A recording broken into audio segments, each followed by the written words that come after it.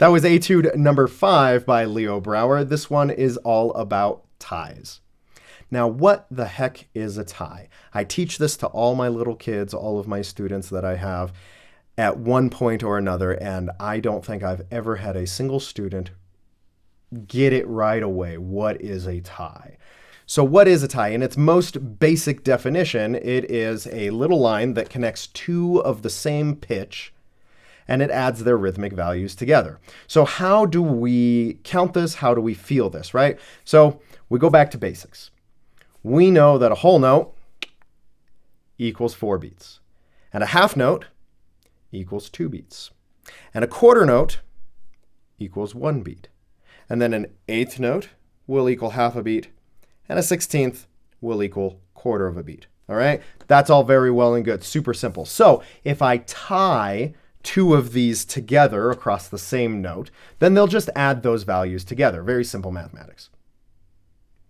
So now if I go and I put part of this etude up, you'll notice that right here in the middle of the bar line, we get a tie, 2 16th notes tied together. So that one note is essentially going to be played as a quarter note. Now you might be asking, well, why don't we just put a quarter note there? Well, first of all, it looks prettier this way, right? It's just visually more appealing. That's rule number 1, right? Visually more appealing. The second rule is we want to see in 2/4, which is the time signature of this piece, we want to see where beat 1 starts and where beat 2 starts because it's easier to read that way. If we just put an eighth note there, then we don't know where beat 2 is, and we have to sit there and do a whole bunch of mathematics and figure this out, right? Essentials of notation here. So when you're looking at this, you see where beat 1 happens, and then you see where beat 2 happens. Maybe my fingers are pointing in the right spot. But now we want to count this, all right? So we have 2 beats in this measure. We're just going to count out the first measure. We have 2 beats in this measure, and we want to count out the 16th note because that's our smallest or our quickest rhythmic value. Okay, and we want to count it using the words 1, E, and 2, E, and all right? That's exactly how we want to count it because those are our smallest rhythmic values. So when we're counting this first measure in this Brouwer etude, we want to count 1, E, and 2, E, and all right? Those whispered words that I used are where you're just holding the notes through.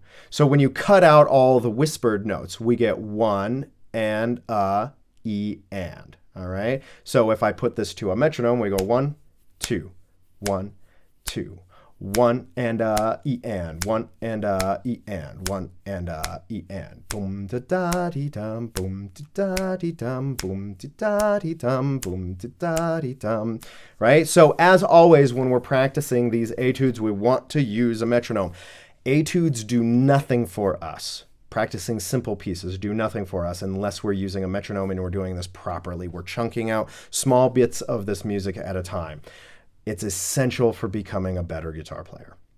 If you like what I do, please like, comment, subscribe, hit the little bell icon so you know when I upload new videos. I also have a Patreon where you can go and make special requests, get audio files, tabs. I do all of my stuff in both 6-string and 8-string tabs. So if you want some, come on by.